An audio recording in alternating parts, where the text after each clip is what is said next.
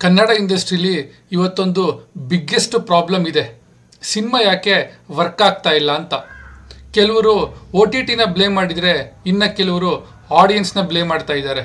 ಮತ್ತೊಂದು ಸ್ವಲ್ಪ ಜನ ಪ್ರಮೋಷನ್ ಸರಿಯಾಗ್ತಾ ಇಲ್ಲ ಅಂತಲೂ ಹೇಳ್ತಾ ಇದ್ದಾರೆ. ಬಟ್ ಡೈರೆಕ್ಟರ್ ಸುನಿ ಅವರು ಕನ್ನಡ ಇಂಡಸ್ಟ್ರಿಲಿರೋ 7 ಪ್ರಾಬ್ಲಮ್ಸ್ನ ರಿವೀಲ್ ಮಾಡಿದ್ದಾರೆ. ಈ ಎಲ್ಲ ಪ್ರಾಬ್ಲಮ್ಸಿಗೂ ಒಂದಕ್ಕೊಂದು ಕನೆಕ್ಟ್ ಆಗಿದೆ. ಈ ಚೈನ್ನ ಇವತ್ತು ನಾನು ಕಂಪ್ಲೀಟ್ ಬ್ರೇಕ್ ಡೌನ್ ಮಾಡ್ತೀನಿ. ನಮಸ್ಕಾರ ಕರುನಾಡಿಗೆ, ನಮ್ಮ ಕತೆ ನಿಮ್ಮ ಜೊತೆಗೆ ಸ್ವಾಗತ. ಫಸ್ಟ್ ಇಡೇನ್ ಡೀಟೇಲು. ಆಡಿಯನ್ಸು ಸಿನಿಮಾ ನೋಡೋದನ್ನ ನಿಲ್ಲಿಸಿಲ್ಲ, ಥಿಯೇಟರಿಗೆ ಬರೋದನ್ನ ನಿಲ್ಲಿಸಿದ್ದಾರೆ. ಇವತ್ತು ಎಲ್ಲ ಪ್ರೊಡ್ಯೂಸರ್ಸು ಆಡಿಯನ್ಸು ಸಿನಿಮಾ ನೋಡ್ತಾ ಇಲ್ಲ ಅಂತ ಕಂಪ್ಲೇಂಟ್ ಮಾಡ್ತಾ ಇದ್ದಾರೆ. ಆದರೆ ಸುನಿ ಕಂಪ್ಲೀಟ್ಲಿ ಆಪೋಸಿಟ್ ವ್ಯೂನ ಹೇಳ್ತಾ ಇದ್ದಾರೆ. ಮುಂಚೆ ಕಾಂಪಿಟೇಷನ್ನು ಕನ್ನಡ ಸಿನಿಮಾ ಜೊತೆ ಕನ್ನಡ ಸಿನಿಮಾಗಳು ಮಾತ್ರ. ಆದರೆ ಇವತ್ತು ನೆಟ್ಫ್ಲಿಕ್ಸು, ಅಮೆಝಾನು, ಟಾಲಿವುಡ್ಡು, ಮಾಲಿವುಡ್ಡು, ಕಾಲಿವುಡ್ಡು ಜೊತೆಗೆ ವರ್ಲ್ಡ್ ಸಿನಿಮಾಸ್ ಜೊತೆಗೆ. ಅದಕ್ಕೆ ಇವತ್ತು ಒಬ್ಬ ಆಡಿಯನ್ಸಿಗೆ 50 ಆಪ್ಷನ್ಸ್ ಇದೆ. ಸೊ ನಾವು ಜಸ್ಟ್ ಗುಡ್ ಸಿನಿಮಾ ಮಾಡಿದರೆ ವರ್ಕ್ ಆಗಲ್ಲ, ಅದರಲ್ಲೇ ದಿ ಬೆಸ್ಟ್ ಆಗಬೇಕು ಅಂತ ನಾವು ಹೇಳಿದರು. ಈ ವಿಡಿಯೋ ಫುಲ್ ನೋಡಿದ ಮೇಲೆ ಯಾರು ಈ ಥರ ಬ್ರೇಕ್ ಡೌನ್ ಮಾಡಿಲ್ಲ ಅಂದರೆ ಮಾತ್ರ ಸಬ್ಸ್ಕ್ರೈಬ್ ಮಾಡ್ಕೊಳ್ಳಿ, ಬೆಲ್ಲೈಕನ್ನ ಮಿಸ್ ಮಾಡಬೇಡಿ. Next hidden detail. O T T problem ಅಲ್ಲ, ಆಡಿಯನ್ಸ್ ಸೈಕಾಲಜಿ ಚೇಂಜ್ ಆಗಿದೆ. ಕೋವಿಡ್ಗೂ ಮುಂಚೆ ಸಿನಿಮಾ ಟಿವಿಗೆ ಯಾವಾಗ ಬರುತ್ತೆ ಅಂತ ಆಡಿಯನ್ಸಿಗೆ ಗೊತ್ತಾಗ್ತಾ ಇರಲಿಲ್ಲ. ಆದರೆ ಇವಾಗ ಸಿನಿಮಾ ಥಿಯೇಟ್ರಿಂದ ಬಂದಾದಮೇಲೆ 1 ವಾರದಲ್ಲೋ 2 ವಾರದಲ್ಲೋ ಅಟ್ ದ ಮ್ಯಾಕ್ಸ್ 1 ತಿಂಗಳೊಳಗೆ ಒ ಟಿ ಟಿಗೂ ಟಿವಿಗೆ ಬರುತ್ತೆ ಅನ್ನೋದು ಅವರಿಗೊಂದು ಕ್ಲಾರಿಟಿ ಸಿಕ್ಬಿಟ್ಟಿದೆ. ಇದೊಂದು ಸಿಂಪಲ್ ಹ್ಯಾಬಿಟ್ ಚೇಂಜ್ ಅಂತ ಹೇಳಿದರು. ಆಮೇಲೆ ಸುನಿ ಅವರು ಒ ಟಿ ಟಿನ ಅಪೋಸ್ ಮಾಡಬೇಡಿ ಅಂತ ಹೇಳ್ತಾ ಇದ್ದಾರೆ. ಟೆಕ್ನಾಲಜಿನ ನಾವು ಸ್ಟಾಪ್ ಮಾಡೋಕ್ಕಾಗಲ್ಲ, ಅದ್ರ ಬದಲು ನಾವೇ ಅದಕ್ಕೆ ಅಡ್ಯಾಪ್ಟ್ ಆಗಬೇಕು ಅಂತಲೂ ಹೇಳಿದರು. ಇಲ್ಲ ಅಂದರೆ ಇಂಡಸ್ಟ್ರಿ ತುಂಬ ಹಿಂದೆ ಉಳಿದೋಗತ್ತೆ ಅಂತಲೂ ಹೇಳಿದರು. ಆ್ಯಕ್ಚುಲಿ ಒ ಟಿ ಟಿ ಇಂಡಸ್ಟ್ರಿನ ಹಾಳು ಮಾಡ್ತಾ ಇಲ್ಲ, ಆಡಿಯನ್ಸ್ ಎಕ್ಸ್ಪೆಕ್ಟೇಷನ್ನ ಚೇಂಜ್ ಮಾಡ್ತಾ ಇದೆ ಅಂತಲೂ ಹೇಳಿದರು. Next hidden detail. Cinema biggest weapon magic. ಆದರೆ ಆ ಮ್ಯಾಜಿಕ್ ಇವತ್ತು ಡಿಸಪಿಯರ್ ಆಗಿದೆ. ಯಾಕೆಂತ ಹೇಳಿದರೆ ಮುಂಚೆ making, V F X, camera tricks ಬಗ್ಗೆ ಆಡಿಯನ್ಸಿಗೆ ಒಂದು ಚೂರು ಕ್ಲೂ ಇರಲಿಲ್ಲ. ಆದರೆ ಇವತ್ತು reels, behind the scenes, editing, V F X break down ಎಲ್ಲದು ಕಂಪ್ಲೀಟ್ಲಿ ಮೊಬೈಲಲ್ಲಿ ಬಂದೋಗ್ಬಿಟ್ಟಿದೆ. ಅದಕ್ಕೆ ಆಡಿಯನ್ಸ್ ಇವತ್ತು ಸಿನಿಮಾನ ವಂಡರಿಂದ ನೋಡ್ತಾ ಇಲ್ಲ, ಲಾಜಿಕ್ಕಿಂದ ನೋಡ್ತಾ ಇದ್ದಾರೆ. ಅದಕ್ಕೆ ಇವತ್ತಿನ ಕಾಲದಲ್ಲಿ ಡೈರೆಕ್ಟರ್ಸ್ಗೆ ಶಾಕ್ ಕ್ರಿಯೇಟ್ ಮಾಡೋದು ತುಂಬಾ ಕಷ್ಟ ಆಗ್ತಾ ಇದೆ ಅಂತಲೂ ಹೇಳಿದರು. ಜೊತೆಗೆ ಇದೊಂದು ಸೈಕಾಲಜಿಕಲ್ ಚೇಂಜ್ ಅಂತಲೂ ಹೇಳಿದರು. Next hidden detail. ಪ್ರಮೋಷನ್ ಯಾಕೆ ಫೇಲ್ ಆಗ್ತಾ ಇದೆ? Most of the producers think ಮಾಡೋದು ನಾವೆಷ್ಟು ಪ್ರಮೋಷನ್ಸ್ ಮಾಡ್ತೀವೋ ಅಷ್ಟು ಕಲೆಕ್ಷನ್ಸ್ ಆಗತ್ತೆ ಅಂತ.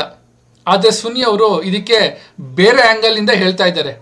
ಪ್ರಮೋಷನ್ಸು ಯಾವತ್ತೂ ಟಿಕೆಟ್ನ ಸೆಲ್ ಮಾಡಲ್ಲ, ಪ್ರಮೋಷನ್ಸು ಯಾವಾಗಲೂ ಇಂಟ್ರೆಸ್ಟ್ನ ರಿಮೈಂಡ್ ಮಾಡುತ್ತೆ ಅಂತ ಹೇಳಿದರು. ಫಸ್ಟು ಟ್ರೈಲರ್ ಬರುತ್ತೆ, ಆ ಟ್ರೈಲರು ಆಡಿಯನ್ಸ್ನ ಎಕ್ಸೈಟ್ ಮಾಡಿದರೆ ಮಾತ್ರ ನಾವೆಷ್ಟು ಪ್ರಮೋಷನ್ಸ್ ಮಾಡಿದ್ರು ಆ ಇಂಟ್ರೆಸ್ಟು ಆಡಿಯನ್ಸಿಗೆ ರಿಮೈಂಡ್ ಆಗ್ತಾ ಹೋಗುತ್ತೆ ಅಂತ ಹೇಳಿದರು.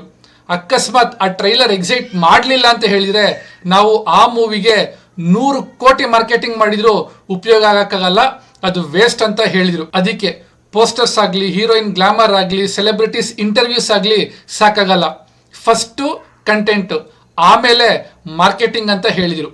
Next hidden detail. Reviewers influence ಯಾಕೆ ಇವತ್ತು ಕಡಿಮೆ ಆಗಿದೆ ಅಂತ. ಮುಂಚೆ ಒಂದು 5 ಜನ ರಿವ್ಯೂಸ್ ಮಾಡ್ತಾ ಇದ್ರು, ಆದರೆ ಇವತ್ತು 5 ಲಕ್ಷ ಜನ ರಿವ್ಯೂಸ್ ಮಾಡ್ತಾ ಇದ್ದಾರೆ. Instagram, Twitter, Facebook, YouTube, WhatsApp, ಪ್ರತಿಯೊಬ್ಬರು ಆಡಿಯನ್ಸು ಇವಾಗ ರಿವ್ಯೂವರ್ಸ್ ಆಗಿದ್ದಾರೆ. ಸೊ ಅದಕ್ಕೆ ಆ ರಿವ್ಯೂವರ್ಸ್ ಇಂಪ್ಯಾಕ್ಟು ಆಡಿಯನ್ಸ್ ಮೇಲೆ ಕಡಿಮೆ ಆಗಿದೆ. ಬಟ್ ಸುನಿ ಅವರು ಡಿಫ್ರೆಂಟ್ ಅಬ್ಸರ್ವೇಷನ್ನು ಹೇಳ್ತಾರೆ. ಇವತ್ತು ಬಿಗ್ಗೆಸ್ಟ್ ರಿವ್ಯೂವರ್ ಯಾರು ಅಂತ ಹೇಳಿದರೆ friend.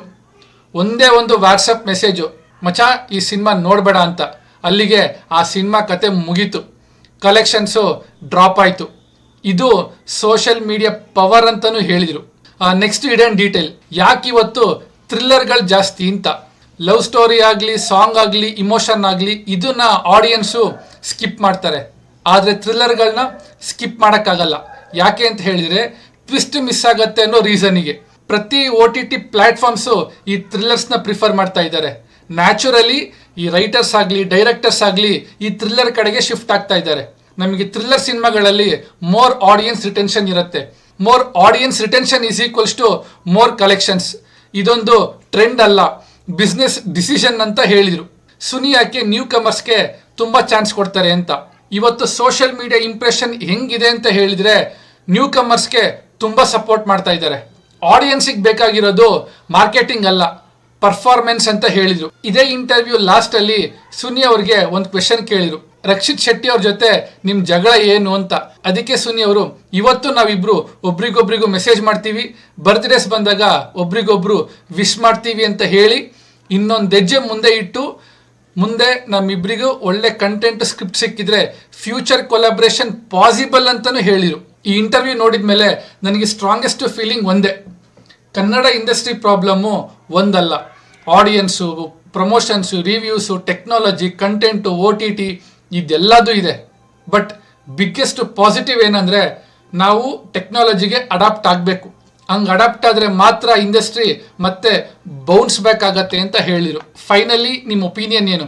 Kannada industry biggest problem OTTನ, ಕಂಟೆಂಟಾ, ಪ್ರಮೋಷನ್ನ ಅಥವಾ ಮಾರ್ಕೆಟಿಂಗಾ? ನಿಮಗೇನು ಅನ್ಸತ್ತೆ ಅಂತ ಕಮೆಂಟ್ ಮಾಡಿ. ಅದ್ರ ಬಗ್ಗೆ ನೆಕ್ಸ್ಟು ಡಿಸ್ಕಷನ್ಸ್ ಮಾಡೋಣ. ಈ ವಿಡಿಯೋ ಇಷ್ಟ ಆಗಿದ್ರೆ ದಯವಿಟ್ಟು ಲೈಕ್ ಮಾಡಿ, ಶೇರ್ ಮಾಡಿ, ಸಬ್ಸ್ಕ್ರೈಬ್ ಮಾಡ್ಕೊಳ್ಳಿ ಅಂತ ಹೇಳ್ತಾ ಸ್ಟೇ ಟ್ಯೂನ್ಡ್ ವಿತ್ ನಿಮ್ಮನೆ ಪಕ್ಕದ ಮನೆ ಹುಡುಗ.